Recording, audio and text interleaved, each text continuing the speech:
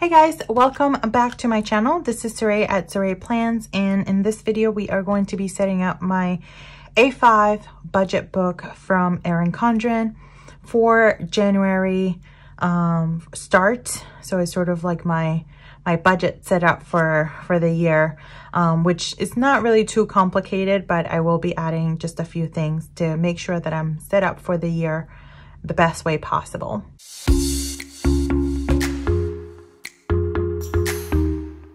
So you might be wondering what is going on over here. In case you missed it, I did a review video for this particular planner. And one of the things that we noticed as we were going through it was that the order of the monthly colors was not in the typical order that you would expect from the life planner. Like the January color is still here, but it's not like until like a little bit later on in the book.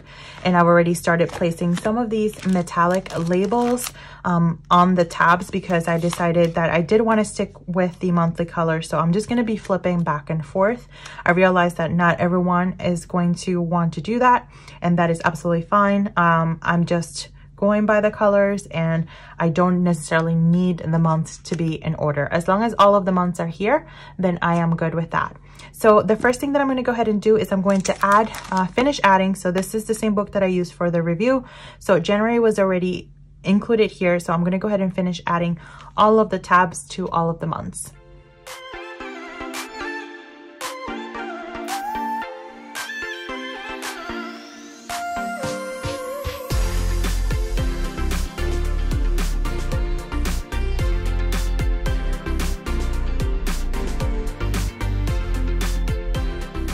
Okay, so all of my tabs are on. So as you can see, we have February here, May, which is really not the actual May color in the life planner, but I much prefer this one. This one actually reminds me of the previous May color. So the life planner actually used to have 2 colors per month, and May was a pink and blue, like a light blue. And this pink reminds me of that color. Then you have October, August, March, etc. I actually received a suggestion about possibly uncoiling the book and rearranging all of the colors. And as soon as I heard that, I'm like, ooh, why didn't I think of that? That would be awesome.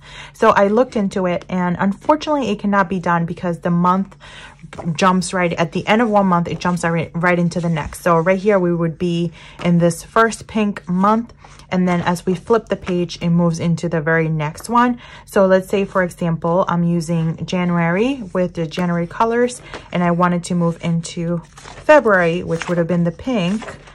Right here, it jumps right into, from this page, into what would be the July color. So that is why I can't do it in this particular planner, but thank you for the suggestion. It would have been amazing if I could do that, and I would have definitely uncoiled and recoiled it back up. But I'm really loving how these tabs look here. Oh my God, it looks just amazing. I am so in love with this planner. This is just, it's just awesome.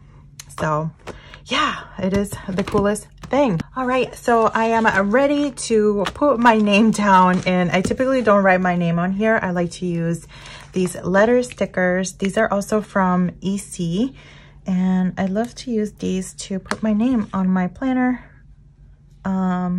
Should I put, I think I'll just put my first name. So instead of writing it down, I like to just stick them here, and I just think that they look super cute.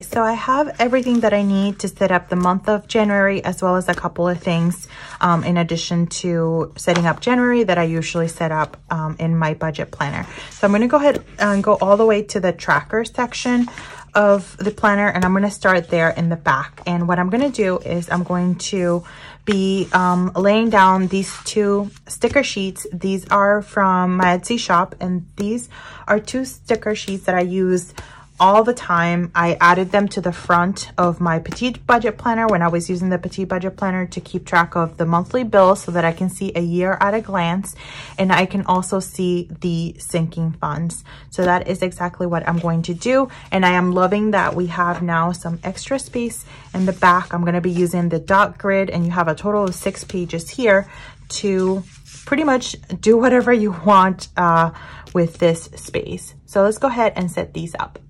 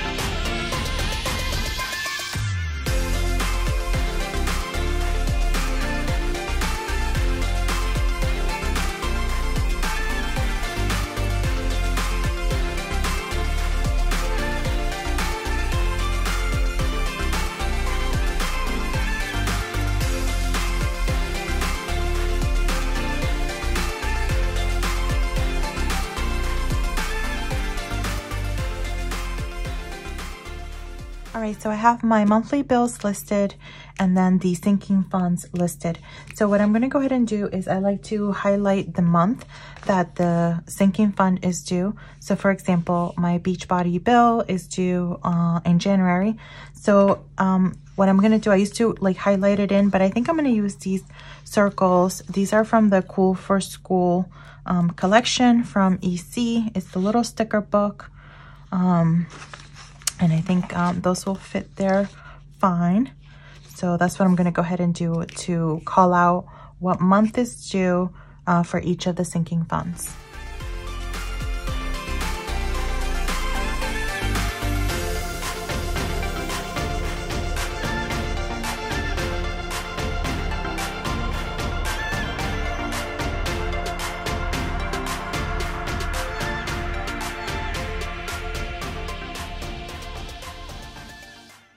All right, so I really like how this looks. They're somewhat color coded. The only one that was tough was July because there was not a dark blue one here.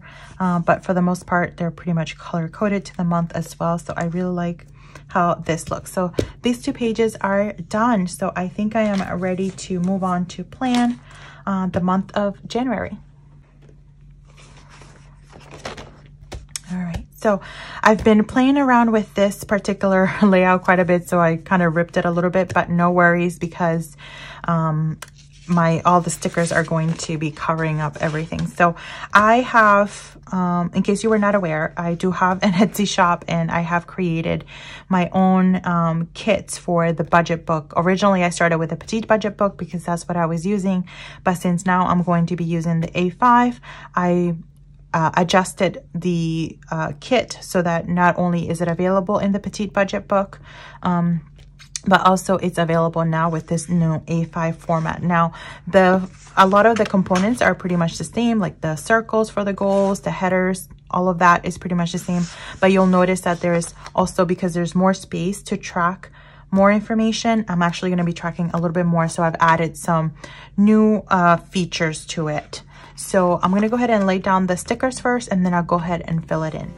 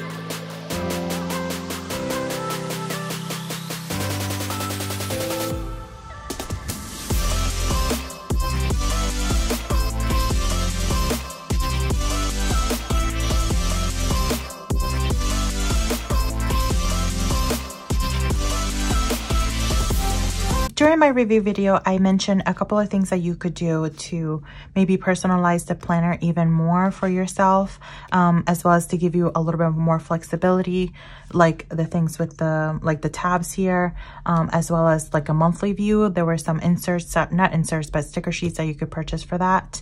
I did forget to mention these little calendars. These have been around for a little while, and every year EC releases a new version of these calendars, and they come in so handy, especially for this particular book, because it doesn't have a monthly view. So I like to use these here in this area as in addition to my no spend tracker, so that I can mark the paydays, so that I can just reference this little calendar and see when our paydays are. So and they're small enough that they'll fit right here, right next to this, right in this area right here. So but let me go ahead and see where I want to put it. So I trimmed it down a little bit just so that it would have a better fit, just because it is a little bit bigger than this space, not by a ton, but just a little bit bigger. So I'm just going to go ahead and just rearrange this right here.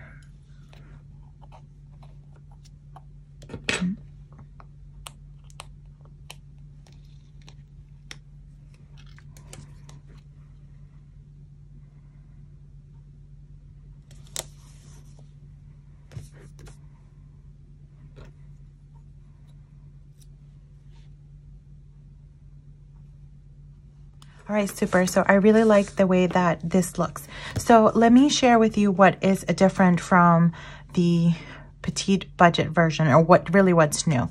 So this setup over here is pretty much the same. The only thing though I am changing here is that I'm not tracking my monthly bills in this area, which I did before. That's where I would typically track all of my monthly bills. So let me go ahead and show you. So this is October. So you could see here in this column, I would track what was due this month. So because I have this space here on this page, I can just list all of the bills right here. So what I can track here is my online purchases and any gifts that I need to purchase for the month. So that is an adjustment, not necessarily new, but an adjustment. This is what's new. So this header is new. So I've changed this to say the date and then the bills that are due this month, and then the date and the sinking funds that are due this particular month. And you can add a little bit of the decorative components there. So that is new. And then here, the headers have been adjusted a little bit because now you have more space for income. So that is just a different type of header. The same for savings. This one is just longer. And then you have your housing, utilities, transportation, some of the same categories.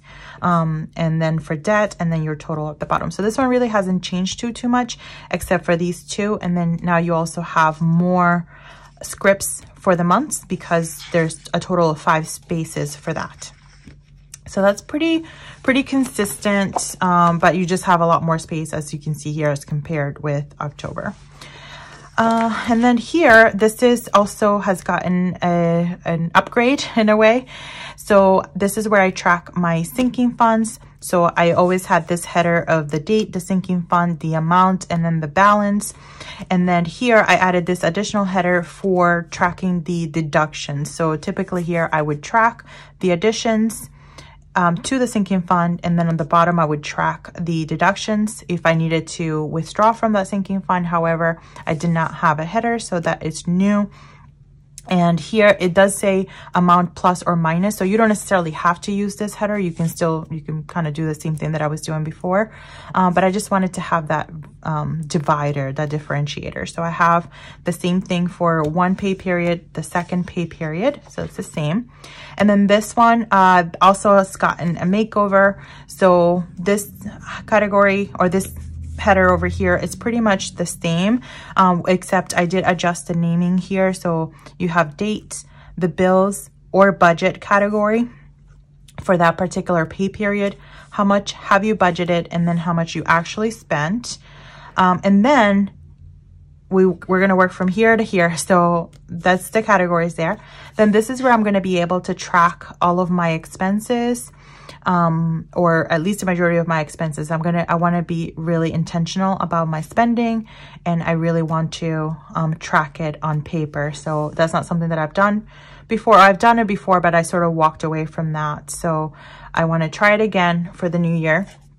So I can put the date, what the expense was, the category, and then the amount. And I do have a limited amount of space here, so maybe that'll encourage me not to spend too much. And then once I have all of my expenses listed and not in any particular order, then I can come here and sort of break it down by category. So I can then have my totals, list a category, and then the total spent, so that I can start to really see what areas are the ones that I really need to keep a close eye on. So for example, like food or planner supplies, that sort of thing. So that is the breakdown for that, for the budget by pay period for one. And then this is the second budget by pay period. And then it just goes right into the next month here. So that is how I am setting this one up. So what I'm going to go ahead and do is I'm going to start to fill her in, and then we'll go from there.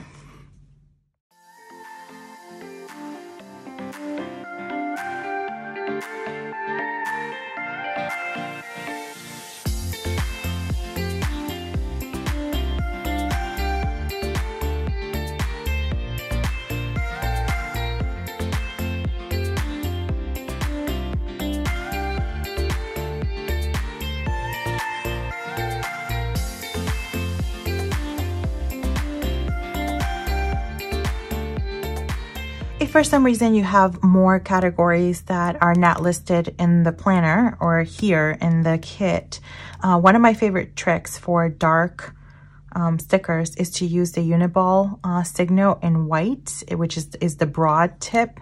I love this to write on darker stickers.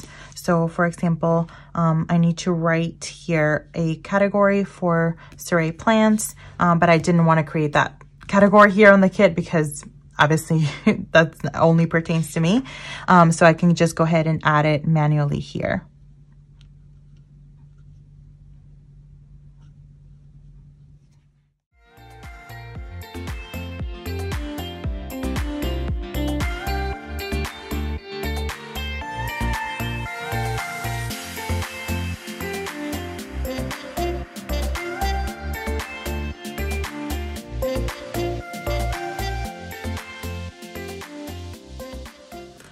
All right, so I've set this up as much as I'm going to set it up for right now. I'm gonna go ahead and fill it out as I go, since I'm going to be using this planner a little bit differently, a little bit more realistically. I'm actually including some things that I hadn't included in my previous budget just so that I could share numbers with you guys. But I wanted to really be as functional for me as possible. So that means that I won't be sharing specific figures, but I will share the general idea behind the planner, and I hope that is still helpful. I think that's still helpful. It doesn't matter the numbers, it's just in terms of how this is getting put to use.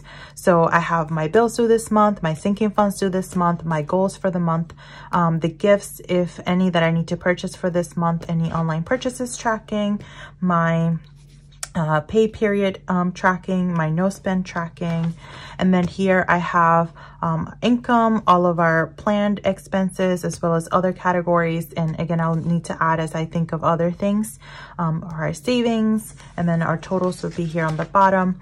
And then I have the sinking funds already set for actually in this I made a mistake here, so it shouldn't be 1/1. The date should really be 12/18. So I'm really starting this planner with the 12/18 pay period because that's the budget that I use for the following month. So I'm always like a couple of weeks ahead of the month for all of those bills. And then I'll fill this out as we get into the next pay period. And then again, the same thing with the budget by pay period for 12/18. I'll go ahead and add the additional categories here. Okay, and that's it. So that is my budget set up. I hope that you found it helpful. I hope that it inspired you in some way. I'll go ahead and continue to check in with you guys and share my progress. I know that I had committed to do the mid-month budget check-in, and I'll probably continue to do that. Not sharing those specific numbers, but just letting you know overall my progress towards those financial goals. So thank you guys so much for watching this video. If you are new to my channel, please consider subscribing, and don't forget to set those notifications on so that you're notified each time that I upload a new video, which is every week. Thank you again so much for your support, and as always, I'll see you guys next time.